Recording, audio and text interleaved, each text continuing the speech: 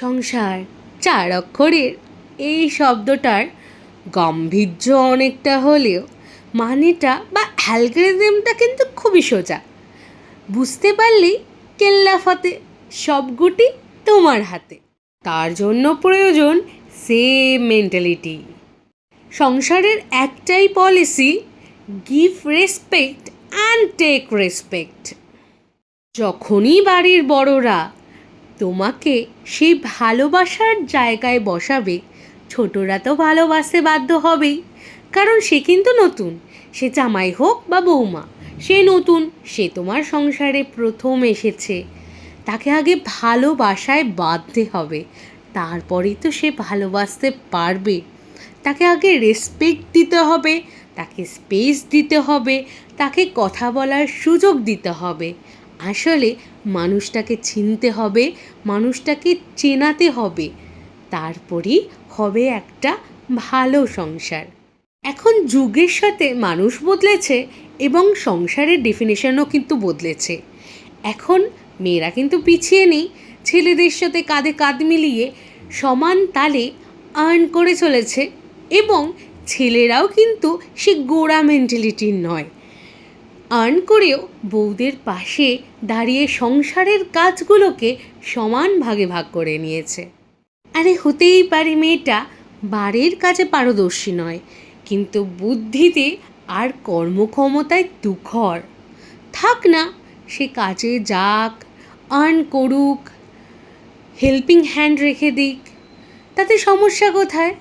মানিয়ে নেওয়ার নামই হচ্ছে জীবন।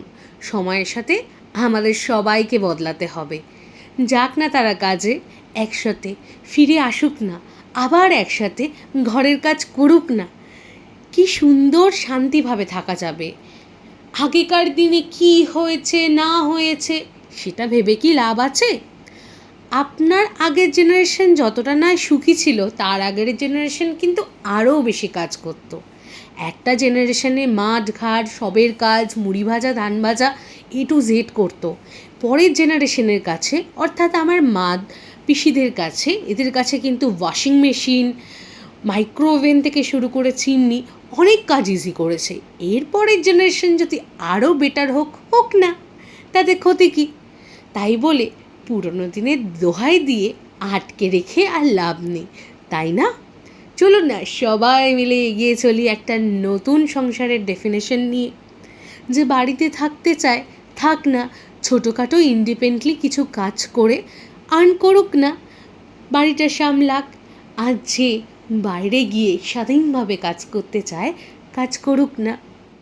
হাতের 5টা আঙ্গুল যেমন আলাদা হয়, পরিবারের প্রত্যেকটা সদস্যই কিন্তু আলাদা হয়, কিন্তু এই 5টা আঙ্গুল একসাথে মিলিয়ে তৈরি হয় একটা মুঠো। আর এই 2.5 কিলো কা হাত কা মুখ যার ওপর পড়ে, আদমি উঠতা নেই উঠে যাতা হ্যায়, দ্যাটস ফেমাস ডায়লগ। সেরকমই প্রত্যেকটা মানুষ আলাদা হলেও যখন একটা সংসার বা পরিবারের সদস্য হয়, তার সুখে দুঃখে পা মিলিয়ে একসাথে মিলিত হয়, তার শক্তি বা পরিবারের শক্তি এতটা বেড়ে যায় বলার মতো নয়। কিছু কথা আমার, কিছু কথা মায়ের, কিছু কথা বাপের, কিছু কথা কাঞ্চনের। আমাদের 4 জনের কথা, ডিসিশন সব কিছু নিয়েই কিন্তু আমাদের সংসার। সকালের ব্রেকফাস্টটা মায়ের পছন্দ হলে হতে পারে দুপুরের লাঞ্চটা আমার পছন্দ, আবার সন্ধ্যাটা কাঞ্চনের পছন্দ হলে রাতটা কিন্তু হয় বাপির পছন্দের। এই সপ্তাহে লেগ পিসটা আমার পাতে গেলে পরের সপ্তাহে কিন্তু লেগ পিসটা মায়ের পাতে। এইভাবেই একটা সুন্দর সংসার হয়। কিন্তু প্রথম থেকেই কাঞ্চনকে শিখিয়েছে যে ছেলে মেয়ে বলে কোনো কাজ হয় না, বা মেয়ে পড়াশুনো করছে বলেই সে ঘরের কাজ করতে পারবে না, বা বাড়ির ছেলে বলেই সে কোনো কাজে হাত লাগাতে পারবে না সংসারের, এরকম কিন্তু নয়। সবাইকে নিজেকে ইন্ডিপেন্ডেন্টলি কাজ শিখে রাখতে হবে নিজের প্রয়োজনে। আর যদি চাকরির সূত্রে বা কোনো একটা কারণে আমাদেরকে একা সারভাইভ করতে হয়, এই কাজগুলো কিন্তু আমাদেরকে খুব হেল্প করে। নিজে যদি জুতো সেলাই থেকে চণ্ডীপাঠ শিখে রাখি তাহলে ক্ষতি কী? আজ মা কাঞ্চনকে সব কিছু নিজের হাতে শিখিয়েছিল বলেই আজ আমি এরকম একটা হাজবেন্ড পেয়েছি, বা আমার বিয়ের আগে মা যখন খুব অসুস্থ ছিল তখন কিন্তু কাঞ্চন তার মেয়ের মতো তাকে সাহায্য করে চলেছিল। ঠিক আছে, এই জিনিসগুলো আমাদেরকে আগে জানতে হবে যে কাকে কোন বয়সে কোনটা শেখানো উচিত, তাহলেই সংসার সুন্দর হবে। আমাদের বাড়িতে কিন্তু কোনো ধরাবাঁধা নিয়ম নেই যে তোমাকেই বাসন মাজতে হবে বা তোমাকেই জামা কাপড় কাচতে হবে। যার যেমন সময়ে সুবিধা সে তেমন করে। যেমন ভোরবেলায় মাঝে মাঝে বাপির ক্লাস সকালে ডিলে থাকে, তখন বাপি কি করে, ব্যায়াম করতে করতে ওপরে ওয়াশিং মেশিনে সবার জামা কাপড় একসঙ্গে থাকে, একসাথে কেচে মেলে দেয়। এবার তাতেও অনেক মানুষের অনেক সমস্যা হয়, কিন্তু তার জবাব কিন্তু বাপি দেয়। আচ্ছা, মেয়েটা যদি আমার নিজের হতো, তার জামা যদি মেলতাম, এত কি প্রশ্ন হতো? আচ্ছা, মেয়েটাও তো আমার জামা কাছে, তাহলে কি সেটা উচিত নয়? আচ্ছা, বুড়ো বয়সে যখন আমি বিছানায় পড়ে থাকবো, তখন অনেক কিছুই তো ওকে করতে হতে পারে, তখন কি সে করবে না? এই ডিফারেন্সিয়েশনটা কেন? এই ভালোবাসাটা মানুষটা দিয়েছে বলেই আমি তাকে ভালোবাসতে পারি, তাকে শাসন করতে পারি, তাই না? পরিবারের সবাই কিন্তু সব কাজ করতে পারে না। যেমন বাপি কিন্তু রান্না করা অতটা পছন্দ করে না, তা কিন্তু বাজারটা কিন্তু বাপিই করে, বা সকালের চাটা বাপিই করে।